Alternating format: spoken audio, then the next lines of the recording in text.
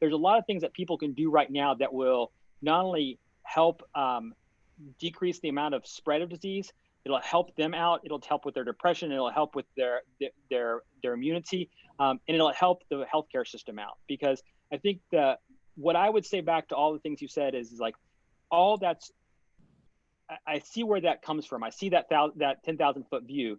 But unfortunately in the trenches, what we see is all the patients coming in and not knowing where we're going to put them. And that's the challenge. So, a 2% mortality when you're talking about 150,000 people getting an illness ends up being a pretty big number. Welcome to the Spartan Up Podcast with Joe Desena, founder and CEO of Spartan Race.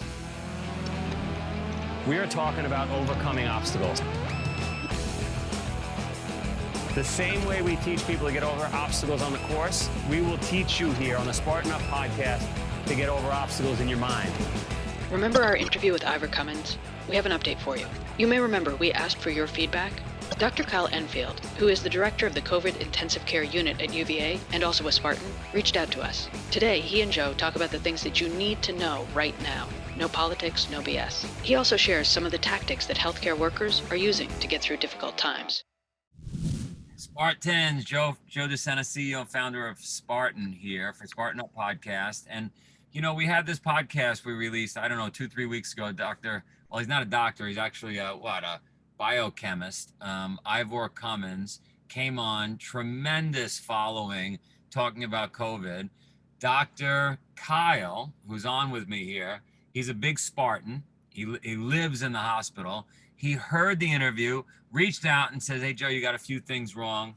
He was very nice about it. And so here we are, and he might beat me up. I don't know. Hi, Doc. Hey, Joe, thanks for having me on. I really appreciate it. Actually, it was great to have Ivor on there because, he made me go back and look at some stuff and rethink things. And that's the best part about science is we've got to push and pull against each other. It's like kind of like a Spartan race. If we don't push and pull against each other, we don't get anything right. So I appreciate coming on and talking to you about what I heard on there that I thought could be maybe misinterpreted and all the things that I think people need to know about this disease so we can all get back to racing. That's awesome. That's the problem, right? A lot of us live with social media in an echo chamber and we just listen to ourselves. And a lot of people don't know, but our phones and computers feed us more news that we like to consume. So we only end up seeing and hearing the stuff we like, and we don't get another viewpoint. Yeah. And I think that that is really common today. And I think it also probably leads to a lot of the stress and a lot of confusion that people have. One of the things that Ivor said that I think is kind of spot on is that, the World Health Organization says lockdowns probably aren't the best way to go all the time. But the challenge is I think a lot of people get confused about what do we mean by a lockdown? I mean, that's really when we're telling people, stay in your house, don't go anywhere, bunker down and do nothing. Just get out, just to get groceries maybe, and maybe even if you can avoid doing that, do that. I think that, we know that that's probably the last resort when you're dealing with any sort of epidemic. The challenge is that the thing that was challenging about what he said is that really what we're seeing in the United States really is an epidemic that is way out of proportion to what we would think is sort of just, seasonal flu. And I think that's really important for people to understand. The rate at which we're seeing new cases of COVID is very significant. And the other challenge I had is he made this comment that sort of, you have this epidemic curve. If you have an easy flu season the year before, maybe you have more deaths, maybe you have less. But really, if you look at the deaths in the United States, and I can't really speak to what's going on in Europe, 250,000 people dead is significant for this year. And if you really look back at 2015 through 2018 and compare the deaths this year to those years, we are tens of thousands of deaths per week above what we were then. So this is not just sort of like a bad flu year. This is really something different, and we've all got to take it seriously so we can get back to the way things should be. So let's go back to the first thing you said, which is the medical profession doesn't necessarily believe, or the world, whoever the organizations are, the powers that be, don't expect a draconian lockdown. But yet, again, not in the U.S. There are parts of Australia, parts of the world where it has been draconian, where literally, I think there are parts of Australia, I just recently read, 5-week lockdowns. You will be arrested if you go outside and exercise. Yeah, I think a lot of places have had to take different approaches, and I think that one of the challenges we have is every place is unique. That's one of the things that we have to recognize, and there are probably lots of steps between A and B that we get through. So if you listen to like Anthony Fauci speak recently, he said several times there are things we can do right now that will prevent us from getting to the point where we need to be in a lockdown. But if we keep going the route we're going, then it may be sort of the option of last resort. And I think that, the other challenge that Ivor brought up, he said, there's been all these publications about lockdowns not working, but there's been no publications about lockdowns working. There have been a couple of publications, including in that journal he referred to, The Lancet, and also in Nature, that have come out recently that have shown that, lockdowns work in certain ways. There's probably ways that we can really tailor what we need to do, but there is evidence that they help. The other thing that I really fear that when people hear the words lockdowns don't work, that they conflate lockdowns with wearing masks and social distancing, which I don't think was what he was saying. He said that social distancing was important, that staying away, good hygiene. He kind of avoided masks, which I think is understandable. But we know now that wearing a mask, being distant from people, being outside is what we need to do if we're going to stay safe. So, I think that there are some places that have taken a more draconian approach, but there have been places like Italy, which had a really successful lockdown where social mobility really reduced, and it did impact the number of people who died there. I think the other thing, you guys both talked about Sweden, and Sweden is one of my favorite countries. I spent some time there when I was a youth, and I have great friends there, and they've had a really different approach. But recently we're seeing the cases there rise again, and if you actually standardized to the same population as the United States, their new case rate is about the same as the United States, and their death rate, which is significant, is higher than that of Norway's. And I think we both argue that both Norwegians and Swedes are all pretty healthy. So I think that everyone's going to learn from this, and probably in the end we're going to figure out how to do it right. But I think a lot of public health places really took the viewpoint of fire ready aim. We wanted to prevent people who could be prevented from getting ill. And then we knew that in the end, we were going to have to go back and do some soul searching and some looking at the data so that next time there's a pandemic, we can do it better. And I think that's one of the things that people really know is that there will be a next time. So I don't know anything. I didn't go to medical school. I'm just a rough and tumble businessman. And I was just on the phone with another Italian guy, businessman, and he owns a bunch of restaurants, and he's pulling his hair out because this is tough times. And what we both agree on, and tell me if we're out of our minds, is look, when something like this goes down, you don't really know what it is. So it makes sense to actually lock down, because we got to take pressure off the medical community. We've got to make sure we've got all systems in place, equipment, and we're ready to handle it, right? But if I own a farm, which is really just a gentleman's farm up in Vermont, but I learned a little bit about farming. What you would do then is you would let this thing go throughout the healthy population. You would protect the unhealthy. And so in this case, after we learned about it, after we protected, this is just my opinion, by the way, and I'd love to beat it up. But the kids, let it loose, let it go. Now I know that's hard, right? It's hard to let the kids get it without the grandparents and so forth. But when I hear this is me, and maybe this gives you insight into the way the folks that push back on that kind of thing think is, what are you really doing? All you're doing is slowing it down. You're not getting rid of it. You're just slowing it down, right? And then I've had some people, including members of my family, say, that's ridiculous, Joe. If we locked down for 3 weeks, everybody stayed in their house, it would be gone. And it's like, no, it wouldn't be gone. No, it wouldn't be gone. Unless you're going to completely isolate your town, your family, your town, your country. Like, no, it would not be gone. It's already in this country. So, and it's already in the world, and it's spreading rapidly. So the likelihood that people aren't going to go to grocery stores or bump into each other or leave it on countertops or so I think that, if we're really honest as everybody, we know that what we've done has been really hard on a lot of people, right? There's a lot of businesses out there that have been challenged and continue to be challenged. There's a lot of businesses who've been really creative at trying to figure out ways that they could stay open and have done some great things. One of the things that you said that is really spot on is when this first hit, we had to try to figure out how to protect the medical community because we were getting overwhelmed. The challenge is that as we've changed our behavior and we've gone back, is we're getting overwhelmed again.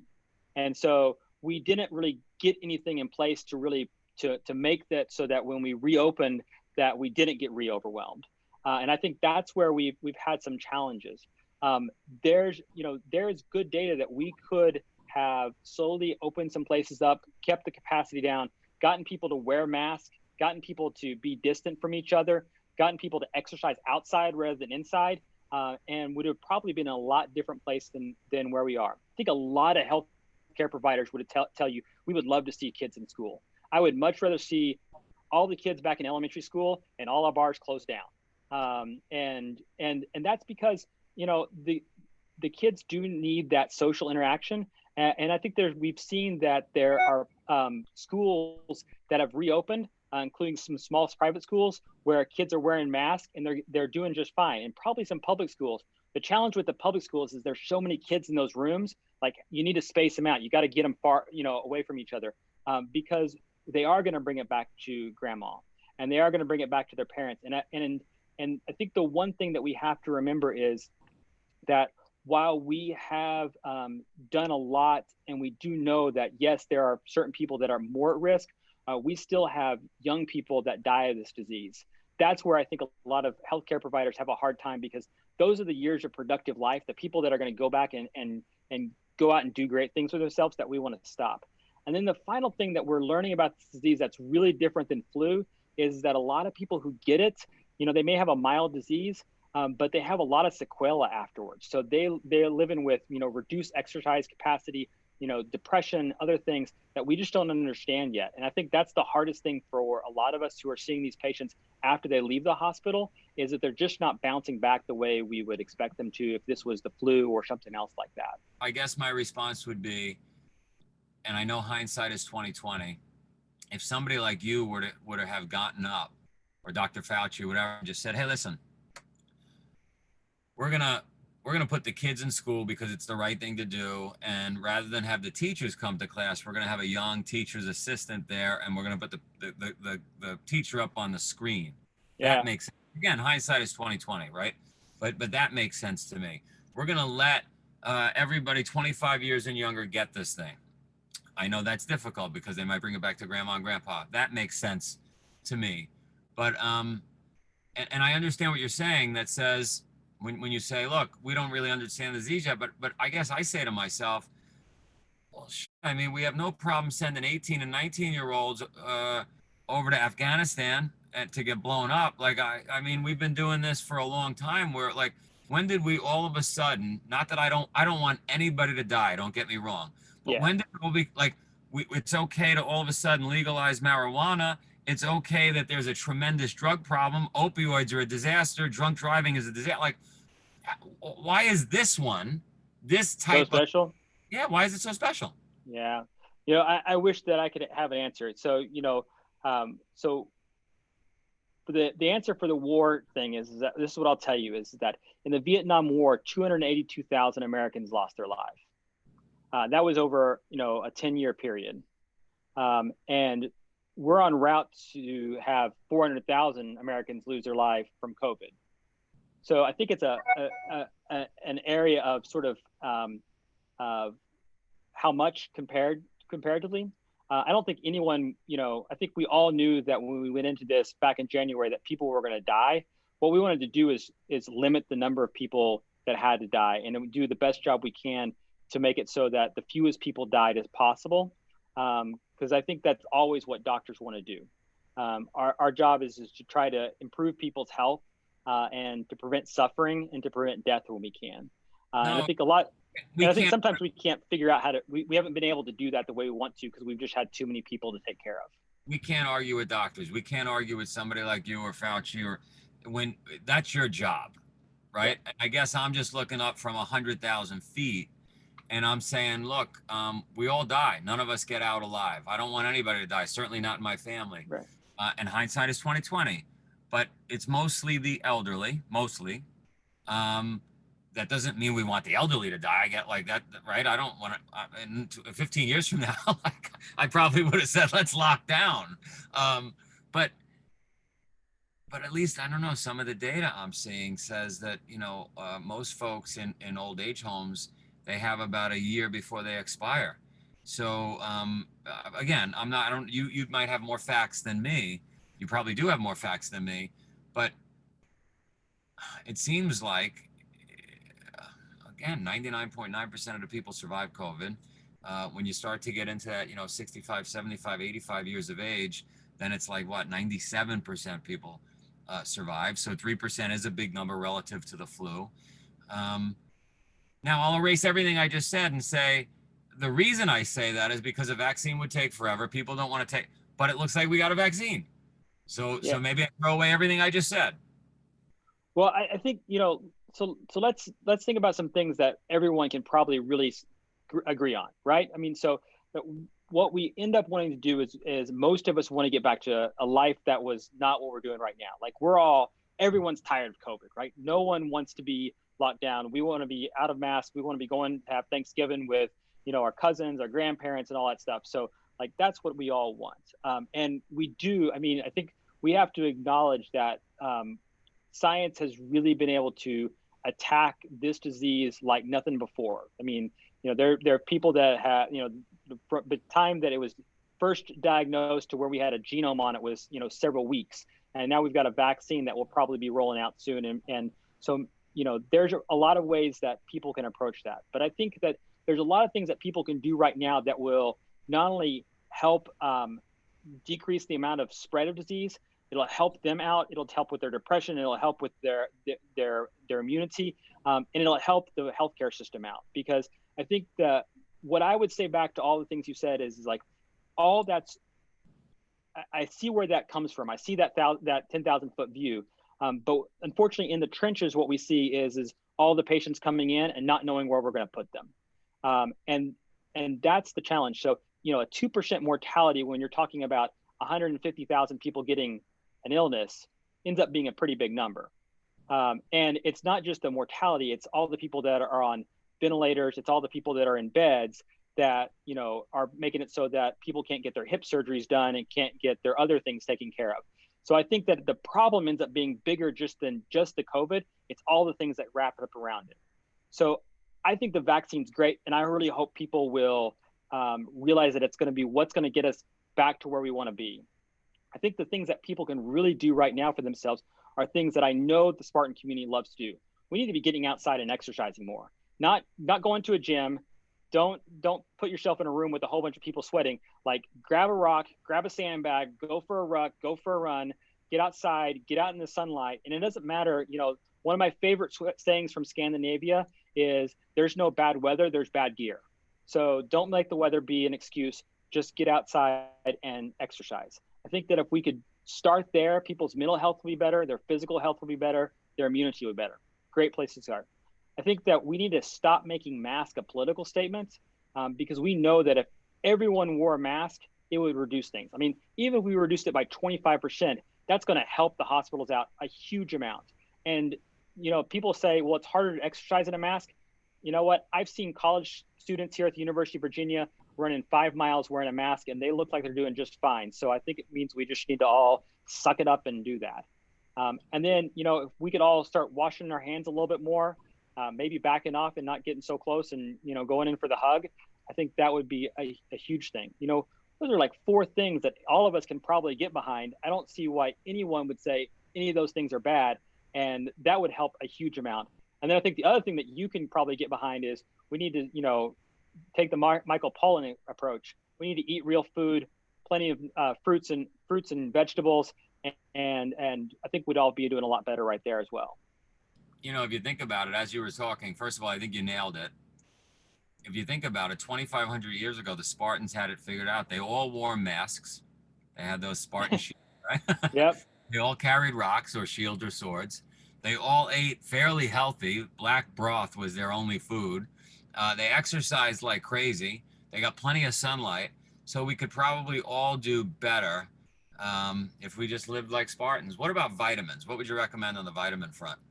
Yeah, so this is like my favorite topic because, I have lots of people who are huge fans of vitamins. And so what I would say is for the vast majority of us, if we could actually eat real food, not processed food, go get your shelf, eat the vegetables, eat the fruits, you probably don't need to take any vitamins. Now, admittedly, there's going to be some people that, they're eating a lot of fast food or they just can't do that. Then yeah, you probably need to supplement. And for the most part, if you really feel like it helps you out, makes you, gives you the little extra boost, then I'm not going to tell you it's you shouldn't do it. But I haven't seen it be super helpful to many people unless they have a real problem with digesting food or absorbing things, or if they're just really eating a lot of really awful food. And we do see a lot of people that come into the hospital outside of COVID that just can't get the right nutrition, and they come in with vitamin deficiencies that are pretty pronounced. And those people really need those vitamins to get back where they need to be. Aside from processed and ultra processed foods, what else should people avoid? Netflix? Yeah, I wish I could say that I was a perfect example. One of the things that I've learned from a few years is that I should probably speak to the things that I'm really good at. Back in the 50s, you saw commercials of doctors smoking cigarettes, and we've since learned that was just crap. So I do probably watch more Netflix than I need to, but I think that if you can get away from your screens and engage in real life, you're going to be a lot better off. And again, that getting outside, getting fresh air, getting sunlight, getting the natural environment, that's going to help you out a lot. You've had some great podcasts before on the Spartan Podcast that have talked about getting outside and what, the healing and improvement of nature. And I couldn't agree more with that. I think there's a lot of great studies. There's been some good studies on, the importance of breathing and meditation and yoga. And like you, I'm not a big sit in a place and meditate. But my 5:30, 5 a.m. runs, that's when I get, clear my brain and really enjoy life. It's awesome. You guys are really doing God's work. You got any stories, even your own, of the true heroes, the doctors, the nurses, the medical professionals? I think the people that we often forget about that is our environmental services team. Those are the people that clean the room, clean the hospital. A lot of them, have come to this country and are just trying to, better themselves, better their families, and they just work tirelessly. None of them signed up to be in an environment where they could get a disease that they could take home and make a lot of people sick.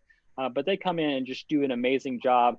And they don't complain, man. They just get after it and get the job done and come back the next day and they're there. Those are the people that I think we often forget that are amazing. I have a group of nurses that I've been working with since we had our first COVID case here, which was in March 23rd. We've probably over 180,000 hours of patient care by nurses and physicians. And what I think is amazing about them is the fact that they keep coming back every day and they put a smile on their face. But I think the thing that has been the heroic thing that I've seen is, we don't let families come in and see their loved ones when they've got COVID. We've got, that they're not allowed to come in. And we had a patient, she was in here.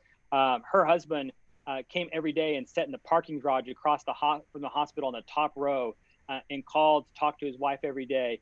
And the nurses went into the room and they took red sticky notes and made a heart on the window so he knew exactly what room she was in.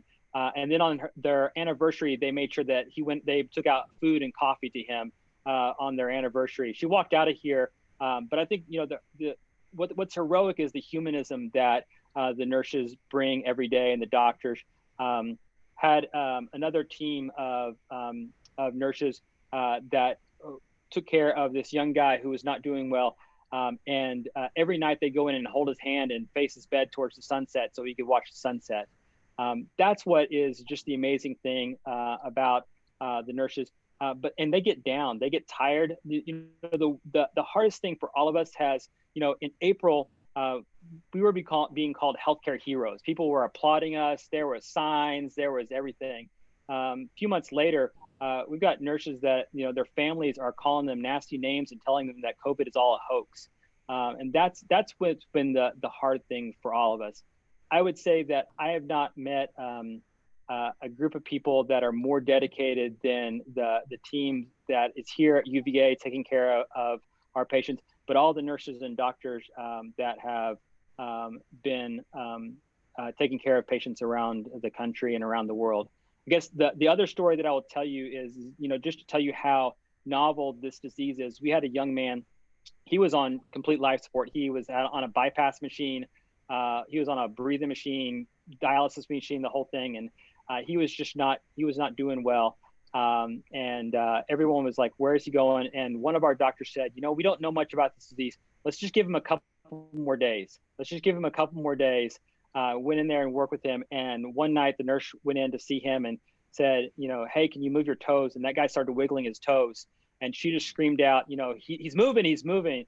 And 2 weeks later, he walked out of here with physical therapy. And those are just the stories that bring joy to our heart. But we've all been challenged. We've all been tired. We've been working extra shifts. We've had people be out sick with different diseases because, life's gone on. My family has gone through a lot of stuff. My father died unexpectedly in April. And my other colleagues, they just stepped in and to pick up the load until I could come back and work. And I think that's what doctors and nurses and respiratory therapists and our EVS crew do every day is they're there to fill the gap. So when one of us falls, someone runs up, picks up that shield and goes right back into battle. Sorry about your dad. And these are powerful stories. And that's why we at Spartan will do anything for uniformed services. By the way, maybe the message has been this, maybe I just haven't been listening, but if the message was, hey, listen, we just need a pause, just a timeout so the medical profession could catch up because we're being overwhelmed, I think everybody would jump in, but I think the message is getting diluted. And you're right, it just sounds like lockdown. Yeah, and what we're really trying to do is we're trying to slow this thing down so that we can keep up with it. Because what we do know is that when we can keep up with it, we can do great work and we can get a lot of people back to great health. But when we got so many patients coming in that we can't keep up with it, that's when people get hurt. And it's not just them that gets hurt, it's the nurses and the doctors here that get hurt because they're just moving too fast, because we don't want anyone to suffer. And sometimes we run into the fire before we check to see if the building's burning.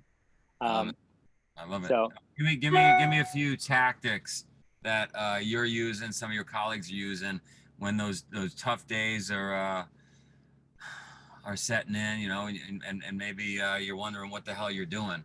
How are you guys getting through? So we use a lot of humor. We've got a mascot here that is a dummy that we dressed up and move around the unit to inspire us. Right now, he's the Heisman Trophy guy with blocking COVID. So humor has been really important to us. We have a workout group that posts workouts for each other. So exercise. We live that creed as much as anything else. So those are the two big things. We make sure to check in with each other. So I've got a couple of colleagues that, I always reach out and say, how are you doing today? Anything I can do for you? Remind everyone, take a pause, breathe. Our mantra has been, there is no emergency in a pandemic. So we have to make sure we take care of ourselves. And we remind each other, that if one of us goes down, we're not there to help the next patient. So we try to remind each other to take a breath. And then when things get really bad, we try to step in and let people take that pause so they can recharge themselves and come back in to help out.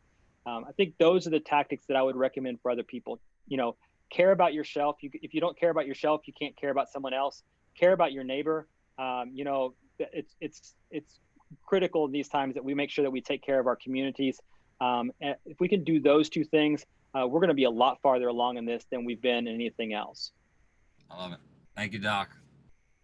Joe, I really appreciate you guys bringing me on. This has been a fun. I look forward to racing in Virginia in October. I've already signed up for my sprint. I was going to do a super, but I wanted to make sure my kids could get to the kids races. So I decided to do the sprint so I could get done early. And we just can't wait to be back on the track again. Thank you so much.